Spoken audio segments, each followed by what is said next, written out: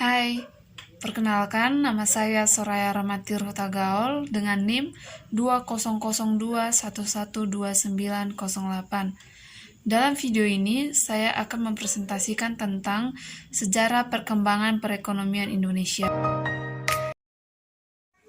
Muhammad Hatta adalah seorang negarawan yang melahirkan pemikiran-pemikiran intelektual dari awal-awal kemerdekaan.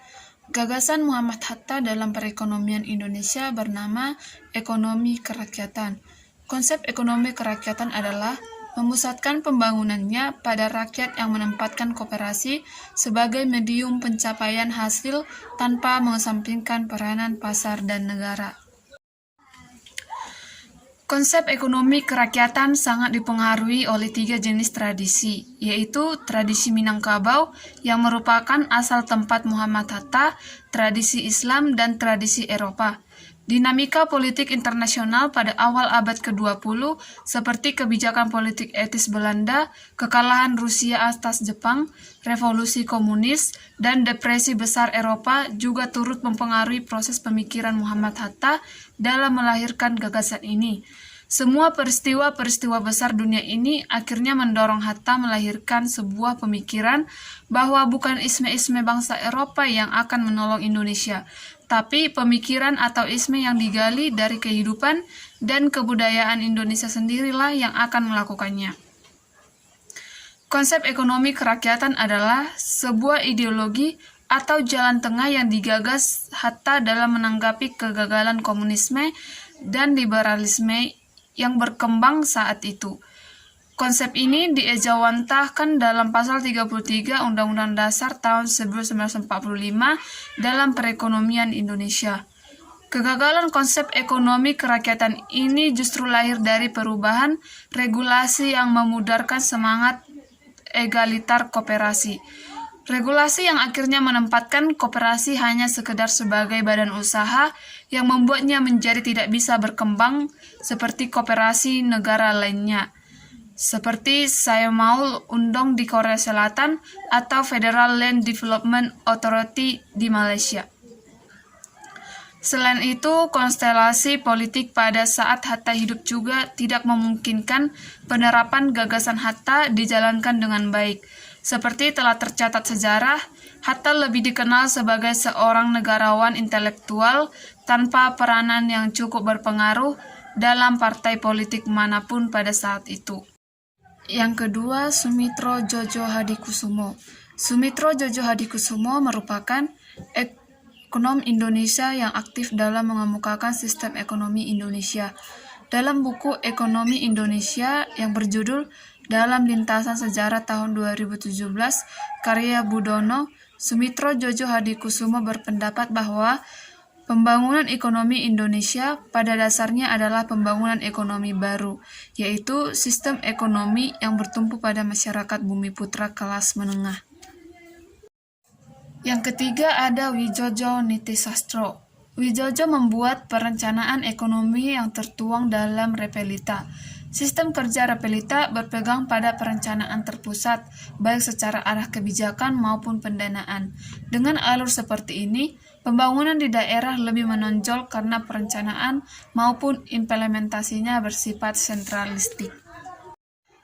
Pada tahun 1971, Widjojo diangkat menjadi Menteri Negara Perencanaan Pembangunan Nasional atau Bappenas.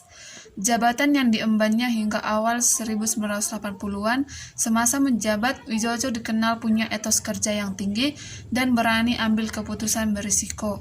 Contoh terbaiknya adalah tatkala ia bermanuver untuk menggeser Ibnu Sutowo, Direktur Pertamina yang dinilainya telah menjerumuskan perusahaan minyak tersebut ke dalam jeratan utang.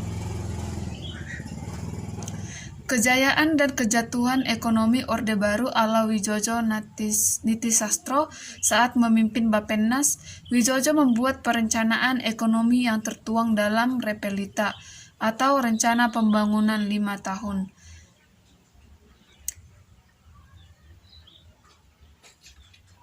Fokus Repelita adalah ekonomi secara makro.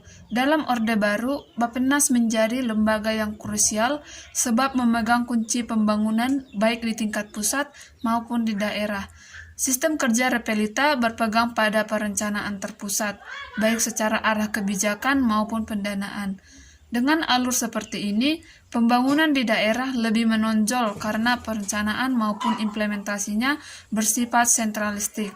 Mulai dari Repelitada, Bimas, Inmas, sampai Inpres tulis Kuncoro adalah cerminan jelas dari implementasi tersebut.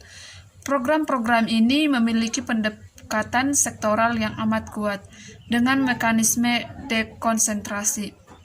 Pemerintah daerah hanya perpanjangan tangan Jakarta. Demi memperbaiki perekonomian dalam negeri, Wijojo percaya bahwa sistem ekonomi yang mencakup pasar, fiskal maupun utang luar negeri harus dimodernisasi. Tujuannya agar kelak perekonomian Indonesia bisa melahirkan trickle-down effect. Kebijakan yang ditujukan untuk memberi keuntungan bagi kelompok kaya akan menetes pula ke rakyat miskin, melalui perluasan kesempatan kerja dan pasar sampai distribusi pendapatan. Untuk merealisasikannya, Indonesia perlu memproduksi barang yang punya keunggulan komparatif ketimbang negara maju. Adapun dasar dari keunggulan komparatif yaitu tenaga buruh murah serta sumber daya alam yang melimpah. Yang keempat ada Jahrir. Menurut Jahrir, hal yang paling penting dalam menciptakan pasar berbasis pasar adalah di mana harga tercipta secara wajar, tapi menjadi kompetisi yang sehat. Konsep ini tentu menjadi dasar pengembangan pasar modal Indonesia, didampingi juga dengan mendorong perusahaan nasional untuk melantai di Bursa Efek Indonesia sehingga menjadikan perekonomian semakin kuat. Yang kelima ada Mubiarto. Mubiarto mengusung konsep ekonomi kerakyatan dalam mengimplementasikan kedaulatan negara di bidang ekonomi. Mubiarto merumuskan sistem ekonomi yang berkeadilan sosial, mengandung prinsip-prinsip pemanfaatan hak milik yang merupakan anjuran atau norma-norma perilaku manusia. Konsep ekonomi kerakyatan tidak terlepas dari konsep ekonomi Pancasila. Dari penjelasan tersebut dapat disimpulkan bahwa dari kelima para ekonom tersebut ada memiliki pandangan yang berbeda-beda. Yang pertama, Muhammad Hatta. Muhammad Hatta mengusung tema pembangunan ekonomi koperasi. Yang kedua, Sumitro Jojo Hadikusumo yang memiliki pandangan bahwa perekonomian Indonesia harus terfokus pada masyarakat kelas menengah. Yang ketiga, Wijojo Nitisastro memiliki pandangan bahwa pembangunan ekonomi harus diutamakan di daerah. Yang keempat, Jahrir. Jahrir memiliki pandangan untuk mengembangkan ekonomi pasar. Yang kelima, Mubiarto. Mubiarto memiliki pandangan bahwa konsep ekonomi tidak terlepas dari konsep ekonomi Pancasila.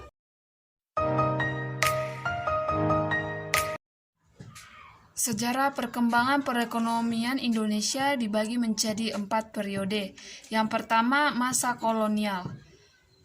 Masa kolonial juga dibagi menjadi 3 masa, yaitu yang pertama masa penjajahan Portugis pada tahun 1509 sampai 1659.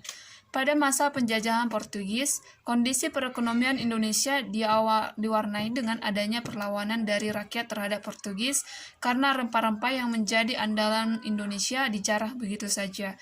Dengan demikian, kondisi perekonomian Indonesia berada dalam bayang-bayang Portugis karena pengeksploitasian yang semena-mena. Yang kedua, masa penjajahan Jepang.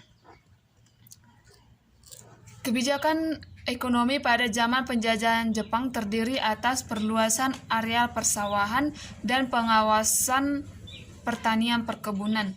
Kebijakan-kebijakan pemerintahan Jepang di bidang ekonomi telah mengakibatkan kehidupan rakyat Indonesia menjadi sengsara dan penuh penderitaan. Yang ketiga, masa penjajahan Belanda pada tahun 1602 sampai 1942. Ada beberapa kebijakan ekonomi yang dilakukan pemerintahan Belanda terhadap rakyat Indonesia, yaitu sistem tanam paksa yang berlangsung dengan sangat keras dan juga sistem ekonomi pintu terbuka atau liberal. Periode yang kedua ada masa Orde Lama. Dinamika perekonomian Indonesia pada masa Orde Lama menarik untuk dicermati. Hal ini terjadi karena pada masa tersebut, Indonesia adalah negara yang baru merdeka, maka berbagai fenomena muncul seiring dengan berlangsungnya kehidupan politik yang berlangsung pada saat itu. Periode yang ketiga yaitu Orde Baru. Orde Baru mengawali rejimnya dengan menekankan pada otoritas, stabilitas ekonomi dan politik. Program pemerintah berorientasi pada pengendalian inflasi, penyelamatan keuangan negara, dan pengembangan kebutuhan rakyat. Meskipun Orde Baru berhasil meningkatkan pertumbuhan ekonomi, tetapi fundamental ekonomi justru rapuh. Periode yang kelima ada masa reformasi. Masa reformasi dianggap sebagai tonggak baru perjalanan hidup bangsa Indonesia, baik dari sisi sosial dan politik. Pada masa ini, muncul beberapa kebijakan yang kemudian menjadi landasan bagi perjalanan bangsa Indonesia ke depan. Kebijakan yang menonjol adalah adanya pergeseran pengelolaan pemerintah dan semua yang sentralitas menjadi desentralitas. Baiklah, demikian penjelasan saya mengenai sejarah perkembangan perekonomian Indonesia. Semoga apa yang saya jelaskan di video ini dapat bermanfaat bagi kita semua. Sekian dan terima kasih.